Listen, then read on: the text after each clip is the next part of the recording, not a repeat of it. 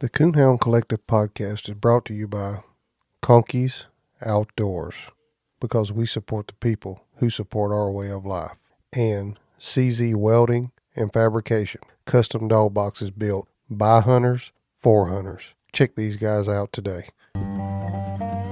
This is your host, Jason Snellgrove, and I will be your guide as we journey down the road to pleasure hunt or hitting the long trail to those great comp hunts. This is the Coonhound Collective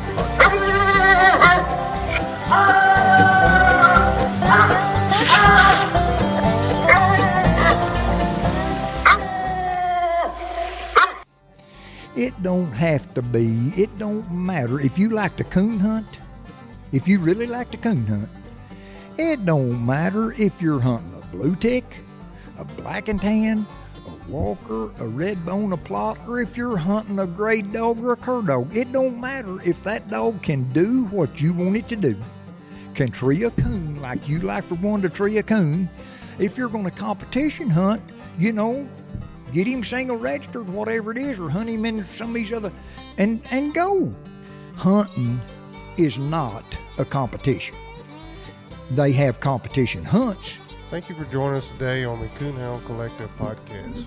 Today I am in Blue Eye, Missouri, right on the Missouri-Arkansas line at the Table Rock Sportsman Association with Mr. Junior Lasseter. How you doing, Mr. Junior? I'm good. Mr. Junior, why don't you go ahead and tell us a little bit about yourself and how you got into coon hunting? I can do that. I went my first coon hunting when I was 6 years old. My dad coon hunted. We had some of them old Arkansas gray and red bones. That's what got me started. A preacher friend of Dad's down at Mammoth Springs, Arkansas, had give him a pair of pups. And he raised them up, and they made coon dogs. And then after we moved up here, and him and Mom took Bowen Pentecostal Church to pastor in October of 1954, and pastored it 57 and a half years. So I was raised here at Blue Eye, and went to school at Blue Eye and went to college at C of O, College of Ozarks. But then I just we had a coon hunt. The first one I went to was at the old Arkansas school building downtown Blue Eye. And we had one down there. And then a few years after that, I showed. And the first show, we had one down at Old Lady Six State Park on Table Rock Lake. And I showed my old Red Ranger dog, and we'd got him single registered through R.C. Crow with Crow's Missouri Red Bones. And I showed him down there and won the show. And it burnt me. I mean, all I wanted to do after that was go outside when I'd get in from school, go outside, and I built me a bench. It is the awfulest looking thing you ever seen, and I'd have to put rocks under one side and boards under the other side to get it level so they'd stand on it. And I done it every day. And I've been extremely, extremely blessed. I've done the Lord been good to me. Me and my wife was talking the other night. There's no telling how many 100,000 miles I've drove in the United States of America going to a coonhound event and never had one accident. That's just the mercy and grace of the good Lord is all it is, because I've come home. On the way home, I remember one time I went to the Southeast Walker Days, hunted both nights and showed both days, and I was coming down I-40 from Memphis, towards Memphis, and I saw a sign that said Memphis, 55 miles. The next thing I remember, going right down that road in that Ford truck, I overhead, it said West Memphis. And I mean, I don't remember nothing in between there, but the good Lord had his hand on me now. That's all there is to it. But I've been blessed. I've won, I've made many, many night champions and grand night champions. Probably 70% of what the titles I've put on dogs, I did with dogs that I raised or was our bloodline.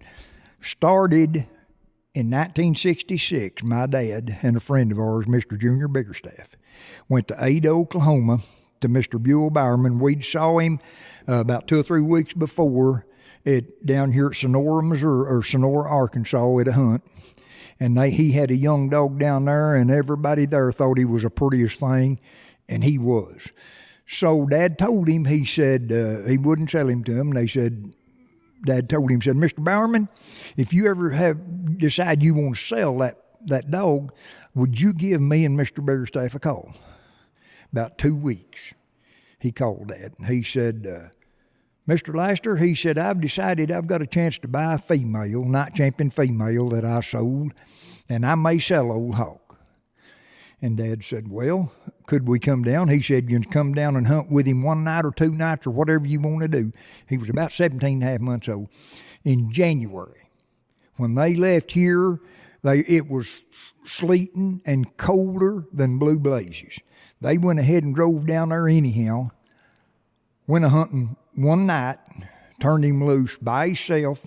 He treed a coon in that freezing rain in a big old holler tree, and the next dump they turned a female loose with him, and they treed one on the outside, and they stayed all night with Buell and his wife, and the next morning over breakfast, they bought Table Rock Flying Hawk and brought him back to Blue Eye, Missouri. Boy, I can't hardly talk about that. Now, it just about gets to my heart. I'm just telling you. But, and I'm still hunting and showing today that same bloodline from old Flying Hawk. The Lord's been good to me. Fact is, I've got a young dog, and his daddy was a dog that I raised. He was out of Old Pearl, and Val Nelson's Honest Abe dog, which went back to Tree Jam and Mundar and all them dogs I raised back there. But that dog's daddy, this pup's daddy, had old Flying Hawk, and I know that you can only go back 7 generations on the pedigree, but I know what was back there. In 8 generations, he had Brinkley's Ozark Preacher 14 times and Table Rock Flying Hawk 14 times. That's what I base my right now. That's what I've still got that young dog, and I've just been blessed. But back then it was different than what it is now. I mean, when I started hunting, we had a carbide. We hunted with a carbide light and a 3-cell flashlight. And which you usually didn't, but if you didn't change your batteries every other night, you'd be looking at your last tree in the dark with a carbide light. But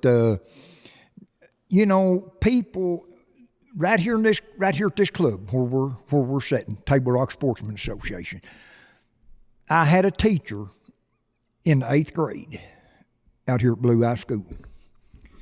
His name was Lowell H. Curly White, one of the best men I ever know. And fact is, I just had to go to Verizon store in Berryville today, and this lady said, asked me where I'm from, and I said, Blue Eye. And she said, you might know some of my family. And I said, I've been there, I've been there most of my life. I come there when I was 5 years old, and I'm 72.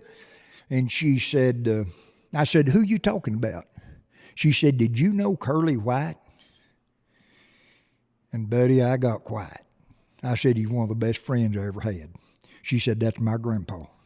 And that just made my whole year right there.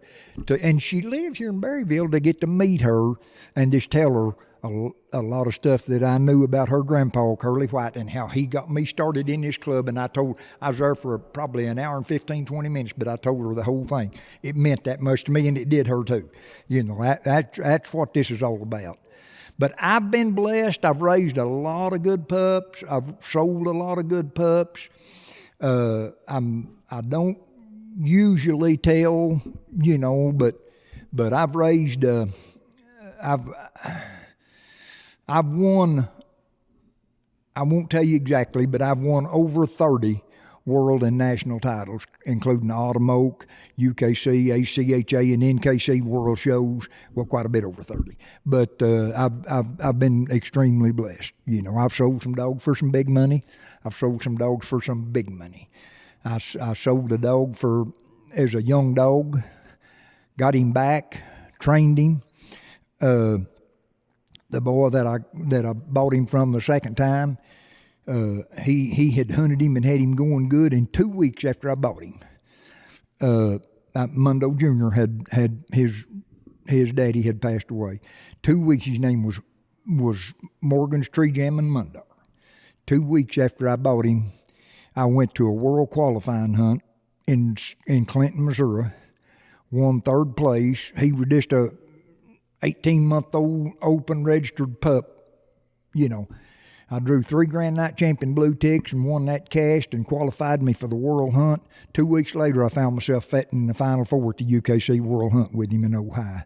And, I'm still, I've got a dog right now that's a grandpup to his, which would make him, Mundo Jr. was his daddy, so that would make him, But I've been blessed, but the main thing I want to get across, it don't matter. If you like to coon hunt, if you really like to coon hunt, it don't matter if you're hunting a blue tick, a black and tan, a walker, a red bone, a plot, or if you're hunting a gray dog or a cur dog. It don't matter if that dog can do what you want it to do, can tree a coon like you like for one to tree a coon.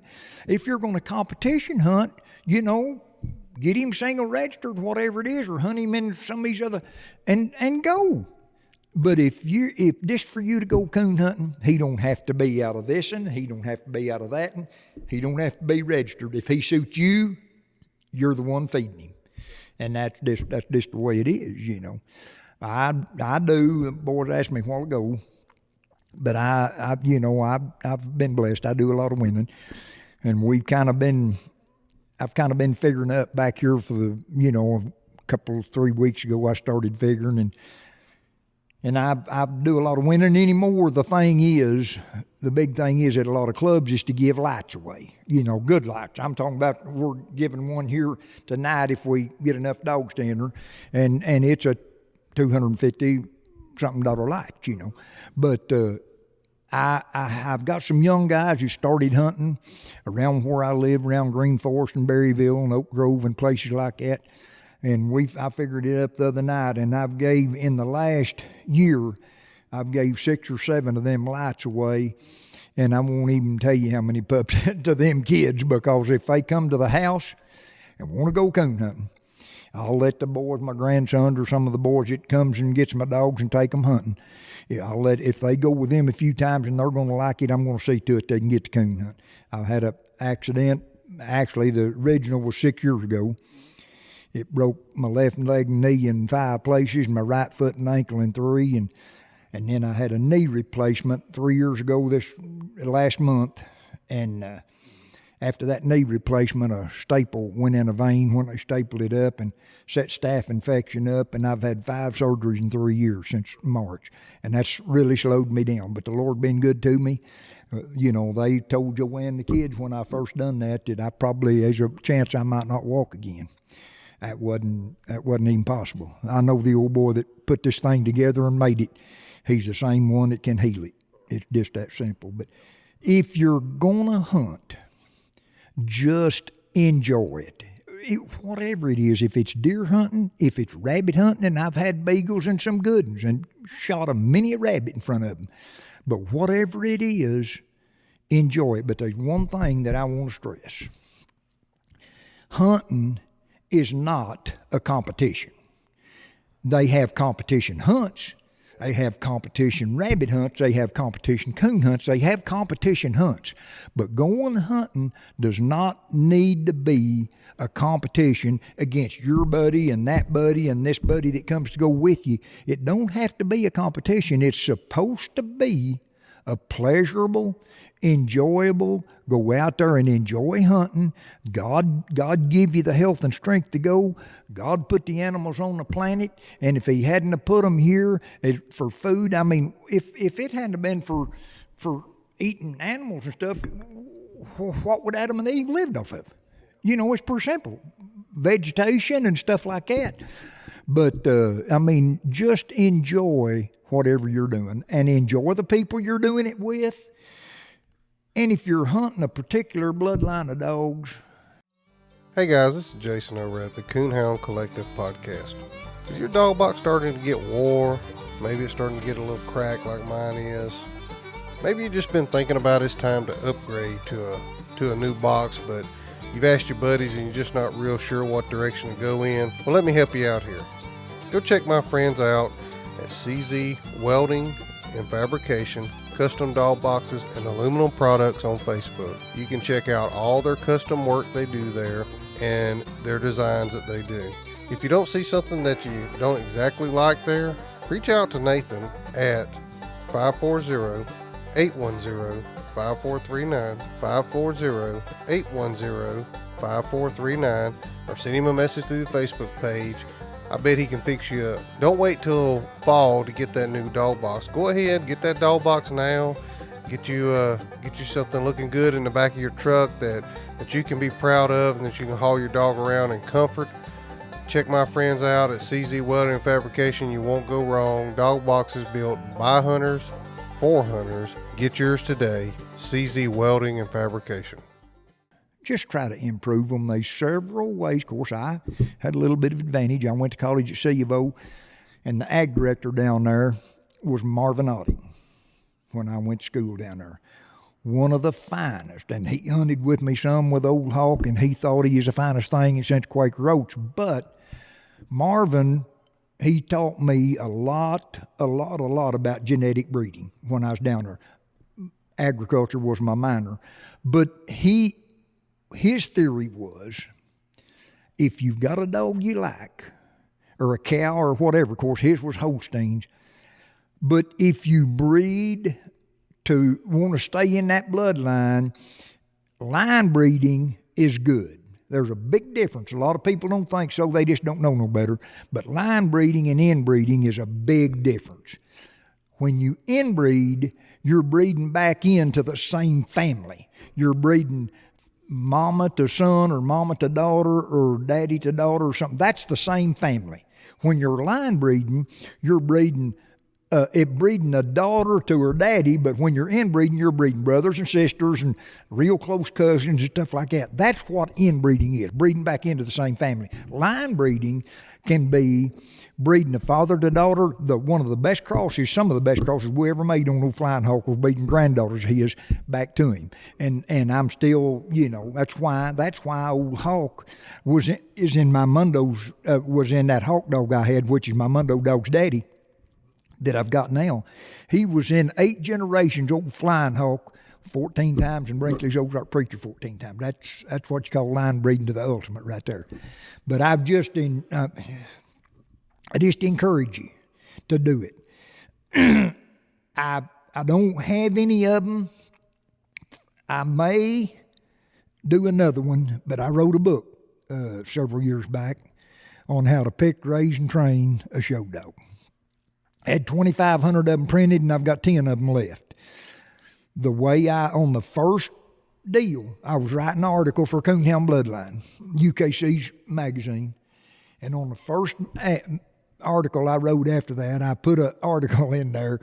I put in my article that the first 15 kids that would send me their address, and I give them mine, would send me their address and tell me that they read that, I would send them one of them books. Well, I mean, how do you tell number 16 that he can't have a book? I ended up sending 74 of them things to kids, but that's probably the best 74, because some of them I've showed against some of them, and they're good. That's what makes me happy. When I go to a bench show I went to Autumn Oak one year. I got to tell you this. I went to Autumn Oak one year, and I didn't know. I went, Mr. Timothy Ball got a hold of me down here in Oklahoma, me and James Merchant, and wanted us to come down and do a young coon hunters youth camp down there for him. We had 5 days, and I taught them how to, show one and stuff like that of a day, and then we hunted of a night, and we taught them the rules during the day, and then we hunted of a night, and then the Saturday night of the thing, we had a competition hunt, a competition show, and a competition hunt that night. And it was the neatest thing you ever seen. But the best my heart has ever felt, winning the world shows, winning Autumn Oak. I'm probably the winningest handler at Autumn Oak. I've won it 4 times, a national grand show champion, twice with my own dog, and with Mundo Jr. And but anyhow, this young guy's showing at Autumn Oak, and this young kid, it was like 60-something dogs in his class. And they had to break it down. They'd show like 8 and 8 and 8, And then they brought us all back. The last was 8 winners, so I mean they had to be 60. You know, that's what it'd be like because they were showing 8. And this young guy, probably 16 years old, he won that thing. And man, he had a nice dog. He'd worked that dude, and he knew me because I seen him. Kept looking back there, and I thought, Bub, I wish you wouldn't do that. You're gonna get beat watching me, you know. And he won that thing. He dropped his dog lead, turned his dog loose, and here he come. And his dog just running down through there, and his trophy sitting on the bench, hollering, Mr. Junior, Mr. Junior, if it hadn't been for you, I wouldn't be here. And then I still didn't know. And he said, I was at your teaching at Timothy Ball's youth camp, and boy, now you talk about making a country boy feel big. Now, that was one of my better moments right there in that deal. Well, that is for sure what it's about, is bringing people into to the sport any way you can. And while we're on the subject of bench showing, I don't want you to give all your secrets away, but share a few tips for somebody that maybe is wanting to get into bench showing that they can kind of get started with, and what you think. I'll be glad to. The first thing you got to do is you can go on that website on the Walker or Blue Tick or whatever breed associations and get the standards that dog is supposed to look like. These pictures on there. How I started, let me back up here. How I started, Dad, out here at the barbershop at Blue Eye, Mr. Dwayne Flowers, Blue Tick icon Dwayne Flowers, was a real good friend. We met him out there at the barbershop one day, and he used to bring some of his Full Cry magazines out there and leave them at the shop, just trying to get paid. Well, Dad brought one of them things home, and I looked through there, and I was just intrigued. I read nearly the whole book and didn't even know what I was reading. And all of a sudden, I got towards the end, and there was a Walker female that Bob Bagel at Booker, Texas, had won a bench show with. And I thought, that's the prettiest thing I ever seen. And I'd take that magazine. I had me a bench built out of 2x4s and I don't know what, but I'd take that magazine and set it on something to where I could look at that dog, and then that picture, and then I went to just trying to make my dogs look just like that one. If she won in Texas, mine can win up here. And that's how I got started. And I met Bob after that and told him what I said, and he remembered that female, you know. But just work them. One thing, if they don't do just right, and I've been guilty of this sometimes, especially if they know a little bit more than what they're acting like, don't get too rough with them. Just if they move a foot, just take a muscle on the other side, or, you know, their leg or something on the opposite side, squeeze it just lightly to where they got to put weight on the feet and put it back in place, and then just keep working like that. It may take a while. That's the way I done, but just be patient and don't get too zealous with what you're doing, you know. Well, I know I've interviewed Miss Natalie Atkins that shows dogs, and that was one of the big points she stresses: get the head right, but be patient at the same time. Be patient, yeah. And Natalie knows. I'm just telling you, she does. And she's had some good ones, and it makes me feel good because some of the ones that she really started with were some of the ones that I've just been talking to you about, was out of that same bloodline, you know. But I, you know, Mr. Val Nelson, Natalie, you know, this Frank Dooley in Oklahoma, just numbers of them that we've showed together, and we've, you know, we don't always see eye to eye, but we're always friends. That's the main thing right there. Just if you think you got, you know, a little bit, well, I should have done this and I should have done that. Maybe you should have. You probably should have in your eye, but you're not the eye that day. The judge is, and he's got the final say, and I love it. It makes me feel so good when these young men around Berryville and Green Forest and Oak Grove, Arkansas, where I live, come to the house on Friday and Saturday night. Mr. Junior, can I borrow your light? And can we take old Jewel, or can we take, you know, whatever? Can we take old Lassie, and can we take Kid? And when they come there and start doing that, now, even though I can't hunt since I broke my legs much, and I'm getting better to where I can, I broke them 6 years ago. 3 years ago, I had a knee replacement, and I've had 5 surgeries since, and staph infection It about stopped me, but it didn't. I'm back on my feet, and I'm fixing to climb back in the woods. But just remember, wherever you're at, whatever you're doing, it don't make no difference. Give God the thanks for getting you there. Give God the thanks for bringing him home. And every time you can scoop a dog feed out and feed it to your dog, he helped you do that. That's the thing you need to remember. And that's the most important thing in life, for sure.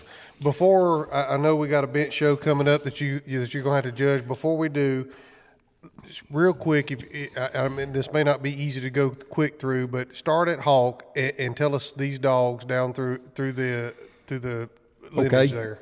From Hawk. Hey guys, this is Jason over at the Coonhound Collective podcast. I'm here today to tell you about one of our sponsors, Conkey's Outdoors. Whether you need a few dog collars or the whole setup, they can fix you up. They have a wide range of products from hound hunting to fishing. My friends over at Conkey's Outdoors can help you out. You can order online at conkeys.outdoors.com. Call them at 904-692-1568, 904-692-1568, or if you're in the Hastings, Florida area, go by and see them. Again, that's at conkeys.outdoors.com because we support people who support our way of life. I had a dog called Lasseter's Flying Hawk Jr. He was out of Ray Richardson's Vicky female, which was out of, she was out of Fenner River Chief and Richardson Dolan Lady. He was a full brother, litter older than Sugarloaf Chief, Tony Rogers Sugarloaf Chief. And that was one. And then I had a dog called Tree Talking Spot. He was out of Old Hawk, and his mother was out of Stan Sailor Jr. and Richardson's Vicky. And then I had Hawk Supreme. He was out of Old Hawk, and his mother was out of Stan Sailor Jr. and old Vicky, a different female. We had two of them sisters. And then I come down from there, and I had, I've had several. I had Biggerstaff's Little Buck that I won the NKC World Show with. And if you want to really know the story behind Bickerstaff's Little Buck, go over to my YouTube channel. Me and Mr. Junior sat down. It's probably been close to a year ago. Yeah, probably. And he told the whole story on that. And I'm telling you what, it is a great story to go listen to. And maybe we can insert some of that audio here so you can hear it. But go ahead, Mr. Junior. And if you can do that, I want all of you kids I want you to listen to that bit on Biggerstaff's Little Buck, and then you can understand what happens when you're just a country boy and you pick a dog out and you make that dog what he is. Of course, I didn't make Biggerstaff's Little Buck. He was a coon dog when I got him. He was raised right here, Bert Smith, right here at Bearville, Arkansas. Took his mama down to Junior Biggerstaff. Junior was keeping Old Hawk and bred him at Old Hawk and raised little bucks, Little Buck, and he Biggerstaff picked him out as a puppy, as a stud feed puppy, and then he sold him at about not hardly 2 years old to a fella in Texas by the name of W.D. Harmon. W.D. called me one day and he said, "Junior, I'm gonna sell Little Buck." I said, "Well, W.D., what are you calling me for? I can't afford Little Buck. You know, I know what you've done, you know." He'd won the world show with him, and he was a grand champion, and like just a first place win being a night champion. He said, "I'm going to sell him." Said, "I want you to have him to see what you can figure out." Well, I'm not going to tell you exactly how I got it, but my wife stayed with me through it. And it's been over 50 years now. But we had a little bit of savings account, and I had to go to the bank and borrow the rest of it. And I told him, I said, "W.D., I'm going to buy you a dog, but there's a trick." He said, "What's that?"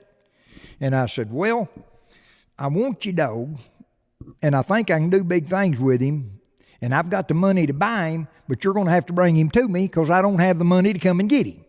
And he got tickled, and I said, "No, I'm not kidding you, W.D. That's the way it's going to be. I want your dog." That was on Thursday, and on Tuesday, he brought him to me, and I took him. He had a second place win.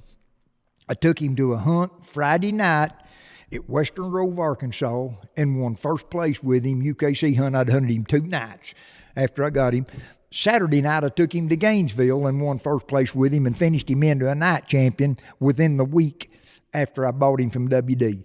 won the world show with him, UKC world show with him, won the NKC world hunt with him, and he was an icon in his own right, and I mean, one of the prettiest clear horn males you ever heard on a tread walker dog. And then I sold him. I had a guy come down, and he went hunting with me. They just come down. He went hunting with me, and he said, "That's a nice dog." And I said, "Yeah, it is." And I, we got talking about it and stuff. And for him, and I said I wouldn't do it. But then I met a fella from West Virginia. I drew out with him at Walker Days in Peru, Indiana. And he was hunting a good dog that he'd give a lot of money for. And Little Buck put on a show. I mean, he was in his Arkansas redneck bathing suit, and he put on a show. And we got back to the clubhouse, to the fairgrounds, and that guy come over and put his hand on my shoulder, and he said, "Junior, what would it take to buy old Buck tonight?" I didn't stutter. I ain't going to tell you what I said, but I just turned around and quoted him a 5-figure number, and he said, "Whew, man, that's a lot of money." And I shouldn't have said what I did. But I said, "Well, you told me you give just a little more than half that for yours, and I doubled your score. He doubled your score tonight. If yours is worth as much as you give for him, mine ought to be worth twice that much." Anyhow, I didn't sell him to him. I brought him home, and I called Joanne, my wife, and told her, and she said, "Honey, I didn't want you to buy him, but I ain't going to tell you to sell him. Do what you want to." And so then about 2 weeks later, we got a little farm did have where I was born and where Dad was born and raised down in Mammoth Springs, Arkansas. Me and her and Dad was going down there to work cattle. We had cattle on it. And we'd stayed all night down at Mom and Dad so the kids wouldn't have to get up so early to go to school. And I just went in, I told Joanne that night, I said, "Honey, I'm going to call that guy and sell him Buck." I mean, that's not even feasible for us to turn down that kind of money for a walker dog that's 5 years old. It's not even. I walked in the living room, come upstairs and walked in the living room. She was helping Mom cook breakfast, and I just reached for the phone at Mom and Dad's. And when I did, my hand got about 6 inches from it, and it rang. And it was the fella in West Virginia. He said, "Junior, you still got old Buck?" And I started to tell him, "Yes, sir, buddy, but you just cost yourself some money by not letting me call you instead of you call me." But anyhow, we worked out a deal, and he sent me part of the money. And like he said he would, on Tuesday, I went to a hunt that next weekend at Bentonville, Arkansas, and bought a dog called Big Mac. And I drew out with him, and I was hunting my dad's dog, a dog of my dad's, and he worked on me pretty good. So when we started back in, I was bulletproof. I had a little bit of money, and from old Buck, and we started back in. And I said, "What would it take to buy old Mac tonight?" He told me, and I just reached in a bib of my overalls and got my checkbook, and I said, "Will you take a check?" And he said, Whoa, what are you going to do?" And I said, "I'm going to buy your dog. You priced him to me." "Well, I don't want to sell my dog." And I said, "You done did." I just rode her out and gave it to him and brought the dog home on Friday night. He won first place in that ACHA qualifying hunt, and I took him back down there Saturday night, hunted with him one night, won first place with him again. So I get out to Walker Days, and this fella that bought old Buck was there, and I got to tell him about him. We was down at the motel room signing the papers, and he was finishing paying me for old Buck and stuff, and we was visiting and having a good time. And I said, "Boy, I bought a good dog last weekend. How good is he?" I said, "He's good." And I told him what the deal was, and he said, "What do you take for him?" I told him, and he said, "Here, hold on just a minute. You want me to add that to this check, or do you want me to write another check?" And he bought him, and I kept him and hunted him for him for about a year and a half and finished him into a triple dual grand champion, hunting, showing UKC, NKC, and ACHA. He was a sure enough nice hound, called him Big Mac. But I've just been so blessed. My wife, my family, my mom and dad. My wife, I'm just telling you, we've been married over 50 years. And she's just, it's been tough, but me going to the hunts and stuff and going to hunting and stuff all the time, she's got to be the sweetest bowl of sugar that ever was, because she's just very seldom. I mean, if I just got too carried away and she wasn't feeling good or something, but she hunted with me a lot before the kids come along, you know, and then when they come along and got in school, that was a different deal. But we've got 3 kids, 12 grandkids, and 8 grandkids, and maybe another or 2 on the way. I'm not sure, but God's blessed us. And, you know, if you ever get in this Ozark Mountain country, look us up. We're in the Oak Grove, Arkansas phone book. And if you come on Sunday morning, you'll find us at Green Forest Cowboy Church in Green Forest, Arkansas. Okay, I know we got to cut this thing off here in just a minute, but you got a coon hunting story you can tell us? Something funny or serious? Just lay it on us. I was just thinking of one just a little bit back. I remember one night that we was hunting over at Minchie, Missouri, over by a game warden's house. And you know, I didn't kill a lot of coons out of season and stuff, but all of a sudden, we heard this car coming down the road. And Joanne was with me. We heard this car coming down the road. And I said, honey, we turned the lights off. So we turned the lights off, and he come down the road and kind of slowed down. And I said, you think that's game warden? She said, I don't know. But he drove on down the road and went on down the road out of sight. Well, during that period of time, we kind of lost track of our dogs, and we had Hawk Jr. and Old Flying Hawk. And we couldn't tell. Of course, this was before tracking systems. I mean, they hadn't even never, everybody didn't even hardly have radios, much less tracking collars. And she said, and no cell phones, period. And she said, where'd the dogs go?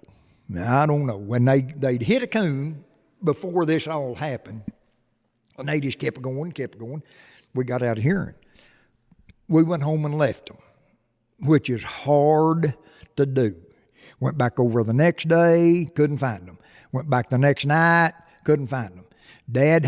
We made up some handbills and flyers and printed them up. Joanne and I drove and passed them out to everybody over there.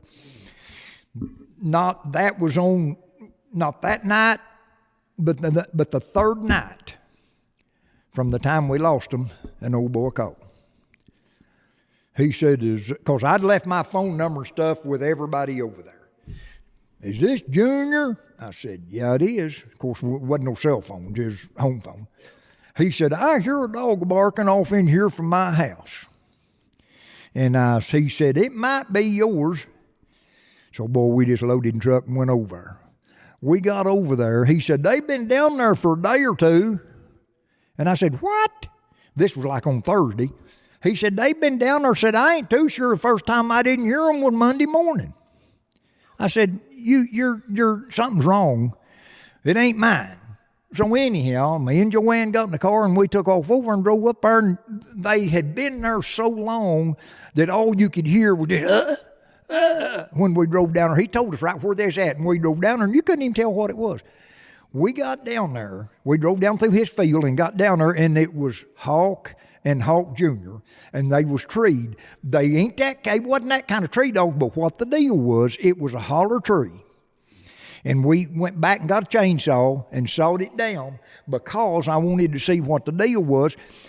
There was a knot hole. It was a hole about 5 foot high, 4.5, 5 foot high on that tree. And that old coon was in the bottom of that tree and she would stick her foot out and fighting at them dogs while they was barking. She had kittens in there, and she was fighting at them dogs. And whenever we chopped the tree down and we went ahead and killed her, we saved the kittens and brought them home, but we went ahead and killed her. And she had done that so much, they had about half of her front foot chewed plumb off, fighting at her and reaching and getting her. And I mean, you couldn't even tell what it was. I couldn't even tell what dogs it was, but they had stayed right there. If she'd have just stayed in her, but she couldn't. She just wanted to get out. She wanted to get something to eat for them kittens, and stuff. That probably is good a story as I can tell you right there. And we saved the kittens and raised them and give them away for pets. Of course, we killed her. She'd have died anyhow with that foot, let the dogs kill her. There was a pond about 75 yards just down from that tree. And he said, sometimes I don't hear them. Well, they just had a path. We're down there to that pond, back and forth, going down there to that pond to get them a drink of water. But they was right there, stayed there the rest of that night, and then 3 more days. We got them just before dark that third day. And but that's a true story. And people tell that, and every once in a while we talk about it, But that's just, it makes you go back and remember that, and then I wonder why I've been so blessed, why I've stayed at it with this same bloodline of dogs so long, and why I'm so adamant, big time, really adamant about getting kids involved in coon hunting. I just got one more thing I want to say.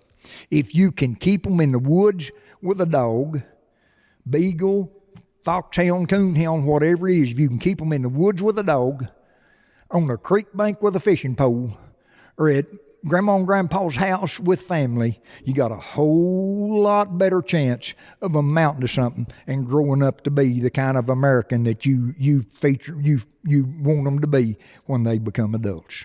God bless you all. Love you. And if you ever need me, just get me on Facebook, Junior Lasseter, or message me, or whatever you need to do, and I'll be glad to help you. Thank you. Well, Mr. Junior, I sure appreciate you sitting down with me again. I know this is the second time we've done this, and we had a few obstacles to get over, but I was glad to be able to get down here and sit down with you and get this done. And like I said, if you want to see the other stories, Mr. Paul Jeffries, or hear the whole story about Little Buck, you can go over to the YouTube channel. It was Crane Creek Kennels. I've changed the name to match the podcast, the Coonhound Collective, and you can go over and check that whole story out there. And until next time, we're about to hit the woods here, boys. Thanks, guys, for listening to the Coonhound Collective podcast today. We really appreciate you taking your time out of your day to listen to the podcast. If you don't mind, head over to Facebook and give us a like, and head over to Instagram and give us a follow. It's both at the Coonhound Collective. Also, if you would like to reach us here at the Coonhound Collective, you can reach us at thecoonhoundcollective@gmail.com. If there's someone that you would like to hear on the podcast, or a product that you would like to hear talked about, please send it to thecoonhoundcollective@gmail.com. Thanks again. Have a great day.